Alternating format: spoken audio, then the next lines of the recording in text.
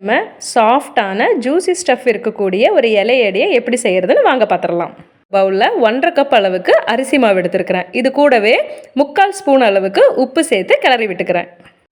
இந்த அரிசி மாவு பார்த்திங்கன்னா நீங்கள் வீட்டில் அரைச்சதாக இருந்தாலும் சரி, இல்லை கடையில் வாங்க இருக்கக்கூடிய ரெடிமேட் மாவாக இருந்தாலும் சரி, ஃபைன் பவுடராக இருக்கக்கூடிய அரிசி மாவை நான் எடுத்துருக்கிறேன்.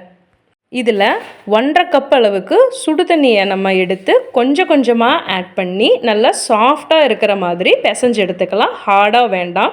சில மாவு பார்த்திங்க அப்படின்னா தண்ணி அதிகமாக பிடிக்கும். ஸோ உங்களுக்கு தகுந்த மாதிரி தண்ணி தேவையாக இருந்தாலும் சரி, கம்மியாக இருந்தாலும் சரி பார்த்து எடுத்துக்கோங்க.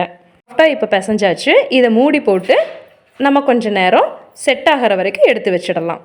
ஃபில்லிங்கை நம்ம தயார்படுத்திடலாம். ஒரு பேனில் 1 டேபிள் ஸ்பூன் அளவுக்கு நெய் சேர்த்துட்டு 1.5 கப் அளவுக்கு துருகின தேங்காவை சேர்த்து லைட் ஹீட்டாக நம்ம வறுத்து எடுத்துக்கலாம். ப்ரௌன் ஆகணுன்ற அவசியம் இல்லைங்க, லைட்டாக வறுபட்டாலே போதுமானது. இது கூட 1 கப் அளவுக்கு நாட்டு சர்க்கரையை சேர்த்துருக்கிறேன்.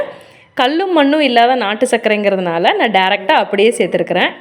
உங்களுக்கு விருப்பத்துக்கு ஏற்ற மாதிரி நீங்கள் ஒயிட் சுகரையோ இல்லை வெல்லத்தையோ கூட நீங்கள் சேர்த்துக்கலாம். நான் இங்கே 1 கப் அளவுக்கு நாட்டு சர்க்கரையை தான் எடுத்துருக்கிறேன்.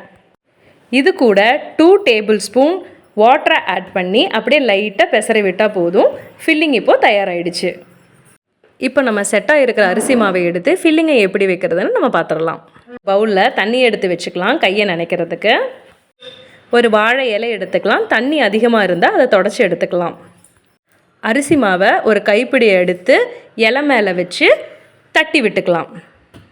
தட்டி வச்ச அரிசி மாவில் 1 ஸ்பூன் அளவுக்கு ஃபில்லிங்கை வச்சு நம்ம மடித்து அழகாக ப்ரெஸ் பண்ணி அமுத்தி எடுத்துக்கலாம்.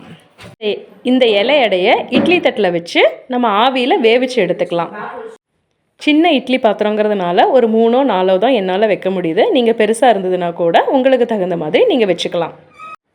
ஒரு 15 நிமிஷம் ஹை ஃப்ளேமில் வச்சு வேவிச்சு எடுத்திங்கன்னா இலையடை தயாராகிடும்.